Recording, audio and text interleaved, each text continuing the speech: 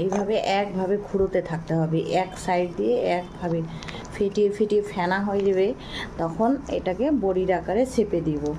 তো চলো তখন তোমাদের সাথে নিয়ে আসছি।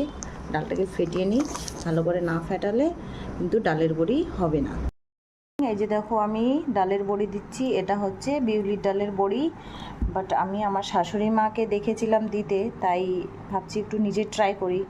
এখন তো আর শাশুড়ি মা নেই, কোথা থেকে দেবে, তার জন্য ভাবছি। আর খেতে তো দুর্দান্ত লাগে, শাকে, পালন শাকে বলো, মাছের ঝোলেই বলো, অসাধারণ লাগে। তো জানি না কেমন হচ্ছে, তোমরা দেখেই বলো। ডালটা কিন্তু অনেকক্ষণ ধরে ফেটিয়েছি, তো সব শুনে শুনেই করেছিলাম ফোনে। কর্তামশাই বললো হ্যাঁ দেখো ট্রাই করে, তো কেমন হয়েছে। তো বন্ধুরা বলো তো ডালের বড়িটা কেমন হচ্ছে, দিতে পারছি কি না।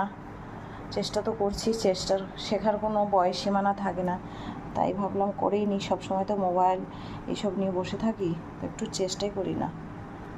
তো কেনা বড়িগুলো ভালো লাগে না, একটু চালের গুঁড়ো মিশানো থাকে, সেদ্ধ হয় না। তো এটা একদম পিওর বিউলির ডালের। তো চলো টাটা, ডালের বড়িটা দিয়ে নিই।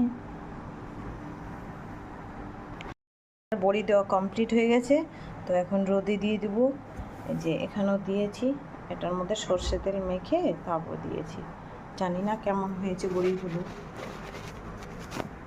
তো চলো শুকিয়ে নিয়ে আসি।